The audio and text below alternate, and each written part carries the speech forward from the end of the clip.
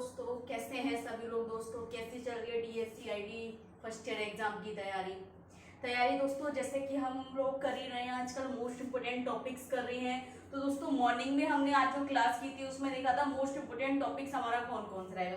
तो उसी के अकॉर्डिंग जैसे कि दोस्तों हमारे 1 से लेकर 6 तक के जो पेपर है हमारे, तो उनके जो मोस्ट इम्पोर्टेंट टॉपिक रहेंगे वो भी हमें क्लियर करने हैं जो कि अब तक नहीं हुए हैं। ठीक है, तो आज का जो टॉपिक रहेगा पेपर 2 से रहेगा और पेपर 2 में यूनिट हमारा 3.1 concept meaning definition and theories of cognition. ठीक है, यानी कि संज्ञान की अवधारणा, अर्थ, परिभाषा और उसका सिद्धांत। तो दोस्तों इसमें सिद्धांत जो कॉग्निशन का थ्योरी दी है, या हम कह सकते हैं संज्ञान का सिद्धांत, संज्ञानात्मक सिद्धांत किसने दिया है? जीन पियाजे ने दिया है। तो उनके अनुसार हम जीन पियाजे का सिद्धांत करेंगे और पहले संज्ञान के बारे में समझ लेते हैं। ठीक है दोस्तों, जैसे ही संज्ञान का अर्थ, कॉग्निशन का अर्थ संज्ञान है। संज्ञान का मतलब है संज्ञानात्मक, संज्ञान, ज्ञान, या हम कह सकते हैं किसी चीज की अनुभूति करना। ठीक है, देखिए संज्ञान शब्द का अर्थ है जानना, पहचानना, अवधारणा करना। यानी कि संज्ञान जो एक शब्द है, कॉग्निशन शब्द जो है या अनुभूति जिसे हम कह रहे हैं, उसका अर्थ है जानना। किसी चीज को जानना, हम कैसे जानते हैं? अरे ये क्या चीज है, किस चीज को हम खोजते हैं, अनुभव करते हैं और उस चीज को हम जानते हैं। ठीक है, सीखते हैं। जानना और पहचानना, अवधारणा यानी कि स्पष्टीकरण करना, अवधारणा करना। ठीक है, क्या है संज्ञान का अर्थ है? यह उन मानसिक प्रक्रियाओं को संदर्भित करता है, यानी कि यह एक ऐसी मानसिक प्रक्रिया को संदर्भित करने का मतलब है, संदर्भित या संबंधित है। जैसे कह रहे हैं जो एक जीव सीखता है, यानी कि जो एक जीव का मतलब है कोई व्यक्ति जैसे सीखता है, जिसमें कह रहे हैं याद करता है, यानी कि याद करना, समझता है, मानता है और समस्याओं को हल करता है, और सूचना के एक निकाय के बारे में सोचता है। जैसे कि हम संज्ञान, देखिए संज्ञान एक मानसिक प्रक्रिया है दोस्तों। मानसिक प्रक्रिया के अनुसार ही हम कुछ करते हैं। मान लीजिए हमारे सामने कोई समस्या है, तो पहले हम उस समस्या को क्या करेंगे? उस समस्या को जानेंगे। आखिर समस्या है क्या, क्यों हो रही है, कैसे हो गया, कारण क्या है, उस समस्या को हमने जाना, उसकी पहचान की। ठीक है, उसके बाद एक स्पष्टीकरण आएगा कि ये स्पष्ट होता है इन बातों से जिसके कारण हम समस्याग्रस्त हुए। ठीक है, उसके बाद हम क्या करेंगे? मानसिक प्रक्रियाओं के माध्यम से उसको समझेंगे। ठीक है, मानेंगे और समस्याओं को हल करेंगे। ठीक है, और सूचनाओं के निकाय के बारे में सोचेंगे। तो एक क्या हुई? एक मानसिक प्रक्रिया हुई। किसी भी समस्या के समाधान तक पहुंचना एक मानसिक प्रक्रिया के माध्यम है। ठीक है, तो संज्ञान दोस्तों, संज्ञान के माध्यम से ही हम सोचते हैं, संज्ञान के माध्यम से विचार करते हैं, संज्ञान के माध्यम से ही हम क्या है किसी चीज को याद करते हैं, स्मृति करते हैं। स्मृति है ना, पढ़ा है ना, तो स्मृति करते हैं, याद करते हैं, रिकॉल हम करते हैं। ठीक है, परिभाषा देख लीजिए इसकी। संज्ञान या अनुभूति, संज्ञान का मतलब अनुभूति है, दोनों चीज एक ही है। ठीक है ना, संज्ञान या अनुभूति मानसिक क्रिया से ज्ञान प्राप्त और सोचना है। यानी कि संज्ञान क्या है? संज्ञान या अनुभूति क्या है? मानसिक क्रियाओं से ज्ञान प्राप्त और सोचना है। यानी मानसिक क्रियाएं जो हो रही हैं, याद करना, सोचना, देखना, है ना, ये सब मानसिक प्रक्रियाएं हैं। मान लीजिए जैसे कि हम कह रहे हैं याद करना, समझना, अवधारणा करना, है ना, स्पष्ट करना, या हम कह रहे हैं सीखना, ये सारी चीजें क्या है? मानसिक प्रक्रियाएं चल रही हैं। तो कह रहे हैं उन सभी से ज्ञान प्राप्त करना ही क्या है? एक संज्ञान है। अनुभव के माध्यम से समझने की प्रक्रिया है। संज्ञान क्या है दोस्तों? देखिए संज्ञान अनुभूति मानसिक क्रिया से ज्ञान प्राप्त और सोचने या अनुभव के माध्यम से समझने की प्रक्रिया है। ठीक है, फिर कह रहे हैं इसमें बौद्धिक कार्यों के कई पहलू शामिल है। बौद्धिक कार्यों से मतलब है जो जो कार्य हमारा दिमाग या हमारी मानसिक क्रियाएं करती है, हमारी बुद्धि के द्वारा करते हैं, सोचना, समझना, याद रखना। ठीक है ना, भाषा हो गई हमारी, तर्क करना, वितर्क करना, गणना करना। ठीक है ना, ये सारी चीजें कहाँ से करते हैं? हम बुद्धि से करते हैं।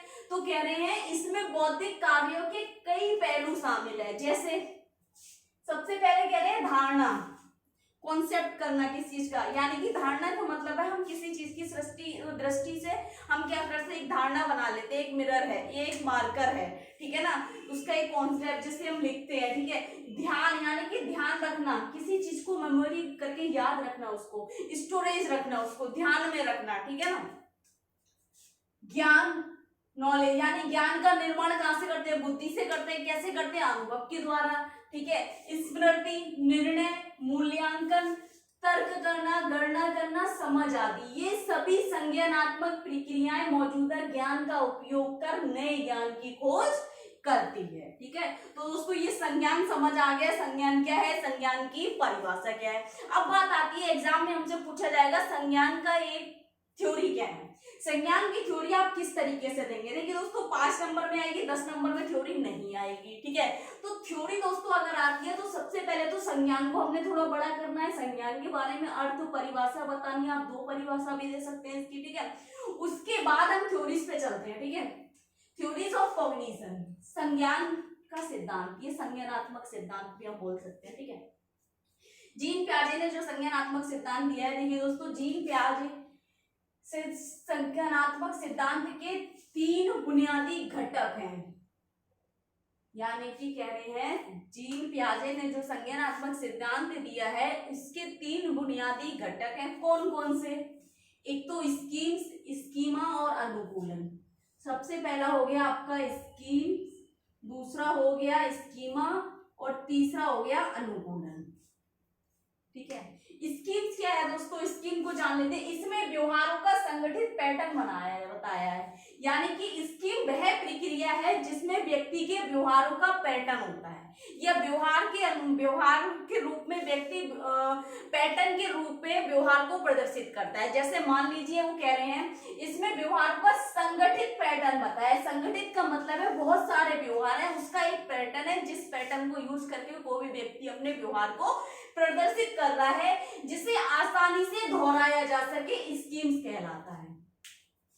मतलब ये है यहाँ पर कि जिसमें व्यवहारों का संगठित पैटर्न, यानी कि कोई भी कार्य अगर बच्चा व्यक्ति कर रहा है उसमें व्यवहारों का संगठित पैटर्न। हम एग्जांपल के लिए कह सकते हैं, जैसे बच्चा मॉर्निंग में स्कूल जाने के लिए तैयार होता है। मान लीजिए सुबह उठना है, उसको फ्रेश होना है, ठीक है, टॉयलेटिंग हो गया, बाथिंग हो गया, ईटिंग हो गया, ठीक है। उसके बाद ड्रेसिंग आएगा। ड्रेसिंग करने के लिए वो सुबह सबसे पहले उठता है, शर्ट पहनता है, बटन लगाता है ना, उसके बाद बटन खोलने की प्रक्रिया रहती है, यानी कि एक पैटर्न रहता है, ठीक है ना, एक पैटर्न रहता है। सुबह उठकर उसने वही सारे पैटर्न डेली यूज करता है वो, यानी कि सुबह उठ रहा है उसका वही पैटर्न है, व्यवहारों का उठना, टॉयलेटिंग करना, बाथिंग करना, ड्रेसिंग करना, ठीक है, ईटिंग करना, और क्या कर रहा है वो, इस तरीके से उसका एक पैटर्न है व्यवहारों का, जिसे स्कीम्स कहते हैं, ठीक है। फिर कह रहे हैं स्कीमा। स्कीमा एक ऐसी मानसिक संरचनात्मक प्रक्रिया है जिसमें सामान्यीकरण किया जाता है। यानी कि स्कीमा क्या है, स्कीमा एक ऐसी कह रहे हैं स्कीमा एक मानसिक संरचनात्मक प्रक्रिया है। मानसिक संरचनात्मक प्रक्रिया है जो क्या है, जिसका सामान्यीकरण किया जाता है। सामान्यीकरण का अर्थ है दोस्तों, सामान्यीकरण एक ऐसी मानसिक प्रक्रिया है जो हम कोई भी व्यवहार एक स्थिति में सीखकर दूसरी स्थिति में उसको पुनः स्थानांतरण करते हैं या दोहराते हैं, तो वह क्या कहलाता है, सामान्यीकरण कहलाता है, ठीक है। किसी सीखे हुए कार्य को दूसरे स्थिति या दूसरे वातावरण में प्रस्तुत करना सामान्यीकरण है। यह सीखी गई क्रिया को किसी दूसरे पर्यावरण में या वातावरण में स्थिति में उसको स्थानांतर करना या प्रयोग करना, तो क्या है, सामान्यीकरण है, ठीक है। उसके बाद कह रहे हैं तीसरा है दोस्तों इनका अनुकूलन। पियाजे के अनुसार बालकों में वातावरण के साथ समायोजन करने की जो प्रवृत्ति है, क्या जन्मजात प्रवृत्ति होती है, यानी कि बालकों में जैसे सब अपने परिवार में जब बच्चा जन्म लेता है धीरे धीरे क्या अपने वातावरण में सामंजस्य कर लेता है, उसको पता होता है कहाँ जाना है, कहाँ बैठना है, ठीक है ना, मेरे परिवार में कौन कौन सदस्य है, ठीक है ना, किस तरीके से रहना है, तो क्या अपने परिवार में क्या कर लेता है, समायोजन कर लेता है, सभी के साथ मेलजोल बना लेता है। वो कह रहे हैं अनुकूलन। पियाजे के अनुसार बालकों में वातावरण के साथ समायोजन करने की जन्मजात प्रवृत्ति होती है, यानी कि उनके अंदर जन्मजात प्रवृत्ति होती है जिसे अनुकूलन कहा जाता है। ठीक है, इसे दो प्रक्रियाओं में बांटा गया है, यानी कि अनुकूलन प्रक्रिया क्या है, दो प्रक्रियाओं में बांटा गया है। एक कह रहे हैं आत्मसातकरण और दूसरा है समायोजन। तो आत्मसातकरण क्या है दोस्तों, अनुकूलन को दो प्रक्रियाओं में बांटा गया है, एक आत्मसातकरण, दूसरा समायोजन। आत्मसातकरण क्या है, जब बच्चा अपने पूर्व ज्ञान का सहारा लेकर नई क्रिया सीखता है तो उसे आत्मसातकरण कहते हैं, यानी कि पूर्व ज्ञान का सहारा लेकर। जैसे हम कह सकते हैं हम बच्चे को क्या कर रहे हैं, सिखा रहे हैं यहाँ पर कि 1 प्लस क्या होता है, तो उसको पहले से अगर काउंटिंग आती होगी तो उसका सहारा लेकर उसको क्या कर लेगा, वो एडिशन उसको करना आ जाएगा।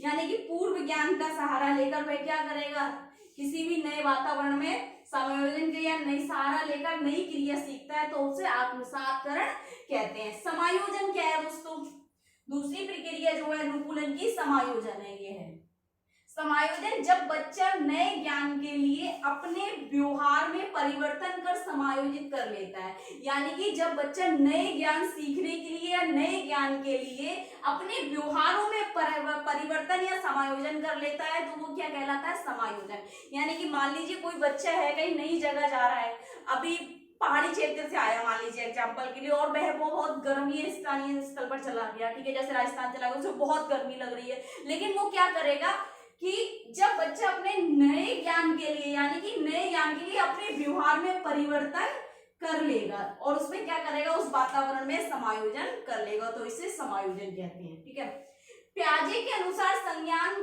का विकास 4 सार्वभौमिक चरणों से गुजरता है, यानी कि जीन पियाजे ने कहा है, संज्ञान का सिद्धांत बताते हुए कहा उन्होंने, पियाजे के अनुसार संज्ञान का जो विकास है, ये संज्ञानात्मक विकास जो है 4 चरणों, 4 सार्वभौमिक चरणों से होकर गुजरता है, जो 4 अवस्थाओं में संबंधित है, 4 अवस्थाओं से संबंधित है। बच्चों जो बाल विकास है दोस्तों हमारा, उनमें कुछ अवस्थाएं बताई हैं, कौन कौन सी अवस्थाएं हैं पियाजे के अनुसार, ऐसी कौन कौन से 4 चरण है। देखिए दोस्तों, सबसे पहला चरण है संवेदी पेशी अवस्था, सेंसरी मोटर स्टेज। ठीक है, जो इसका अवस्था रहती है जन्म से 0 से 2 वर्ष, यानी कि 2 वर्ष तक।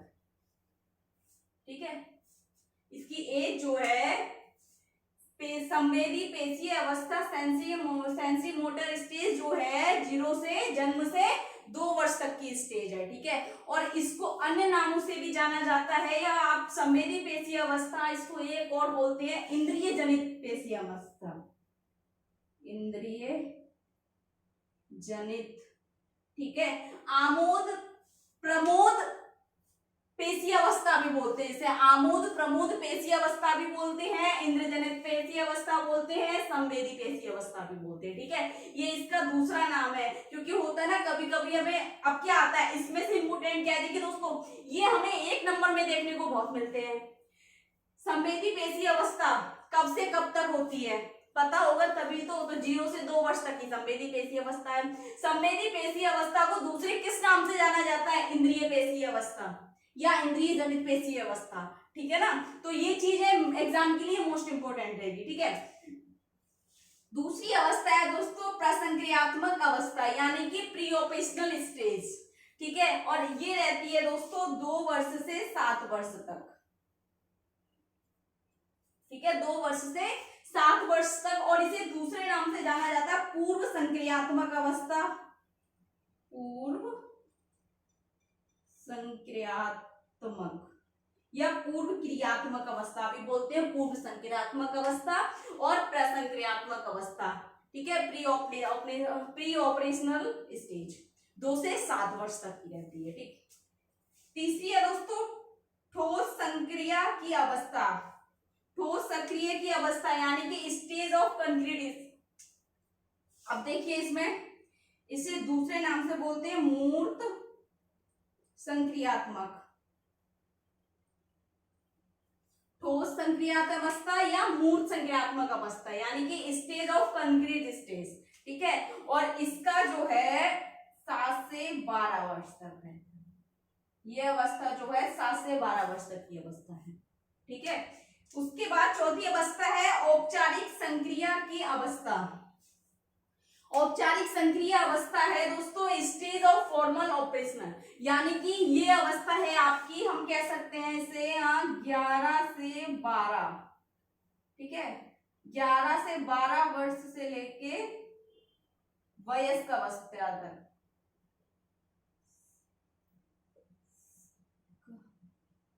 वयस्क अवस्था बोल सकते हैं इसे, ठीक है, 11 या 12 से वयस्क अवस्था तक, ठीक। तो ये 4 अवस्थाएं हैं, ठीक है। और इसको हम, इसका भी दूसरे नाम से जाना जाता है, इसे बोला जाता है अमूर्त, अमूर्त संक्रियात्मक, अमूर्त संक्रियात्मक अवस्था या औपचारिक संक्रियात्मक अवस्था। तो इसकी 4 अवस्थाएं थी।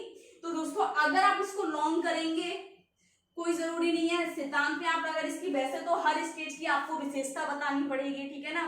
तो इसमें विशेषता नहीं कर करके हम इतना ही करेंगे, क्योंकि 5 नंबर में आएगा, ज्यादा कुछ नहीं आएगा। इस चीज को आपको थोड़ा लेंथी करना है, इसको थोड़ा लेंथी करना है, अगर 5 नंबर में आएगा, ठीक है। क्योंकि ये ऑलरेडी हम पेपर 5 पे करेंगे, इसकी जो डिटेल में होंगी जीन पे आ जाएगी, जो संज्ञानात्मक विकास की अवस्थाएं हैं इनको हम डिटेल में पेपर 5 में भी करेंगे, ठीक है। अगर कुछ समझ नहीं आ रहा है, कुछ डाउट लग रहा है, कुछ पूछना है, तो कमेंट बॉक्स में जाके कमेंट करें दोस्तों। ज्यादा से ज्यादा वीडियो शेयर करें, लाइक कर दीजिए और बेल आइकन को प्रेस कर दें, ताकि नेक्स्ट क्लास तक पहुंचती रहे दोस्तों। Thank you so much.